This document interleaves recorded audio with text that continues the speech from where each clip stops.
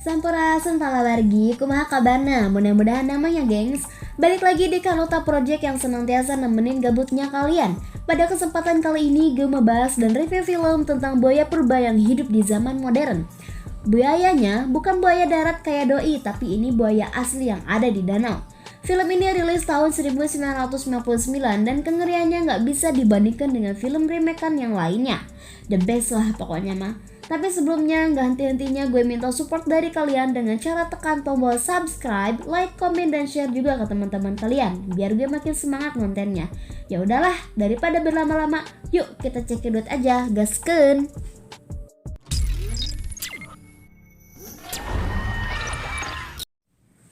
Scene diawali dengan memperlihatkan danau besar yang tenang dan berwarna hijau itu, yang terdapat juga dua orang petugas di atas perahu yang sedang mencari sarang berang-berang, gak tahu buat apa. Teman satunya nyemplung dan satunya jaga di atas perahu. Pemandangan tenang dan air berwarna hijau pun menyertai orang itu. Tiba-tiba ada suara pergerakan aneh di air yang ternyata itu cuma Kuya lewat tanpa permisi. Tenang nih, tapi tiba-tiba kejadian mengerikan pun terjadi. Petugas itu diseret oleh makhluk sampai kekucuprakan.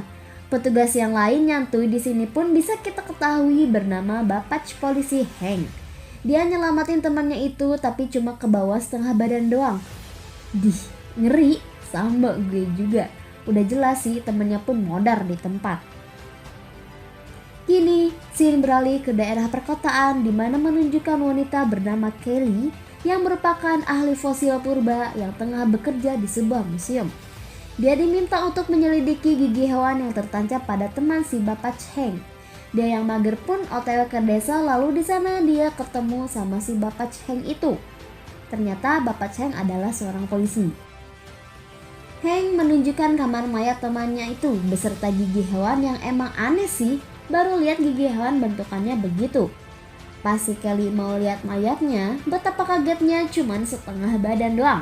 Mereka pun mulai berencana melakukan investigasi ke danau kemarin bersama Kelly. Hank berjaga-jaga membawa senjata bila mana si hewan itu menyerang mereka. Muncullah Jack, polisi kasep, menghampiri Kelly. Nampaknya mereka masih menyembunyikan kejadian ini dari publik. Contohnya aja pas ada perawan lewat nanya ada apa, mereka jawab gak ada apa-apa, gitu doang. Singkat cerita, mereka OTW ke sana pakai perahu yang kita lihat di scene awal tadi. Mereka melihat rumah di tepi danau. Mereka pun ke sana buat nyari-nyari info yang ternyata pemiliknya udah nenek-nenek.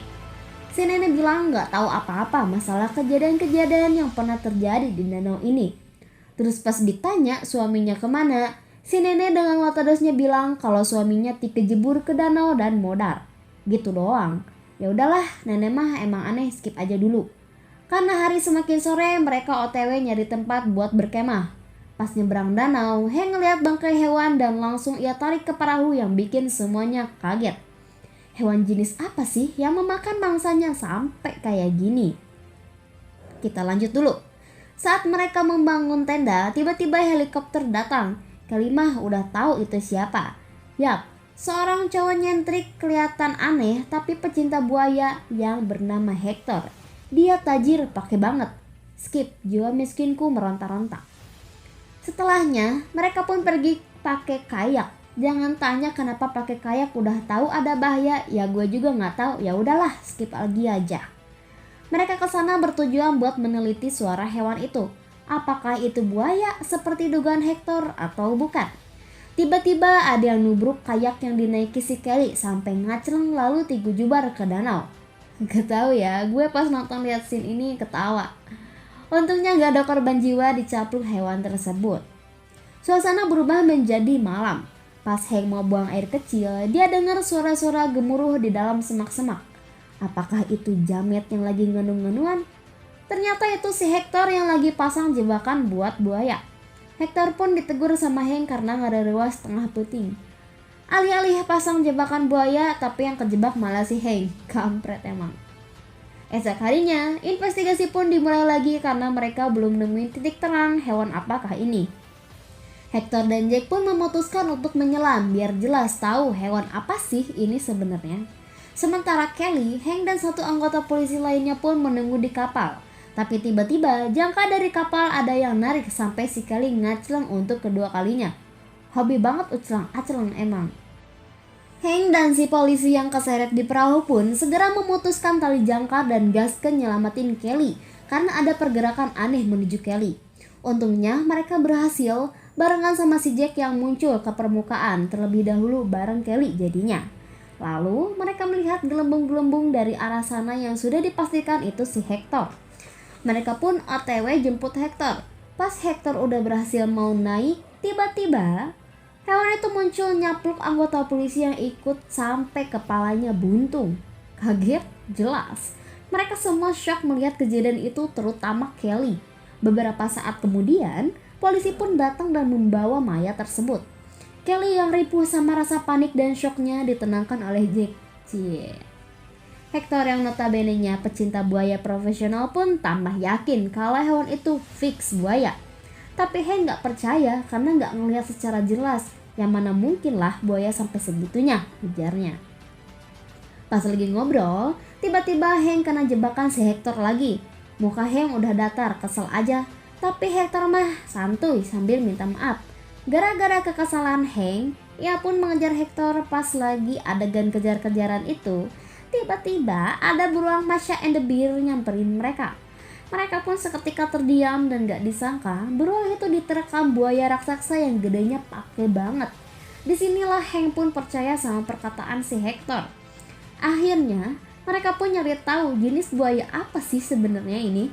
Ternyata itu buaya jenis Indo-Pasifik. Loh, kok bisa ya jauh-jauh datang ke Danau Amerika? Gak tahu deh, gue juga bingung. Terbang kali atau paling pas banjir. Setelah menemukan titik terang, Hank, Jack, dan Kelly lanjut lagi investigasi di pinggiran danau, sementara Hector pakai helikopternya bersama seorang poluan yang mendampinginya. Dan pas jalan, Kelly dan kawan-kawan heran, jir, ini tapak kaki buaya segede begini. Dan yang bikin kagetnya lagi, Kelly nemuin kepala polisi yang buntung waktu itu. Ngeri dah gue. Karena jarak mereka ke rumah si neneknya waktu itu gak terlalu jauh, mereka lihat si nenek lagi ngasih makan buaya yang mereka incar pakai sapi. Rada edan emang si nenek ya. Mereka pun menghampiri si nenek dan ngasih peringatan jangan lakuin hal-hal aneh. Tapi dengan watodosnya si nenek bilang, aku gak salah, kan cuma ngasih makan hewan aja. Di sini pun mereka tahu kalau suaminya bukan digejebur tapi dicapluk buaya. Kata gue juga si nenek udah rada edan. Mereka pun nyuruh si nenek buat jadi tahanan rumah. Sementara itu, Hector dan sang poluan yang ada di danau pun kini, si Hector berencana buat nyelam aja biar bisa nyari info lagi tentang buaya itu. Si poluan pun ripuh melarang Hector dengan berbagai cara, tapi Hector nolak. Dia lebih memilih buat pancing untuk nyari si buaya. Dan tiba-tiba, belum lama Hector nyelam, dia hadap-hadapan sama buaya segede ablahu. Mau buy one kali?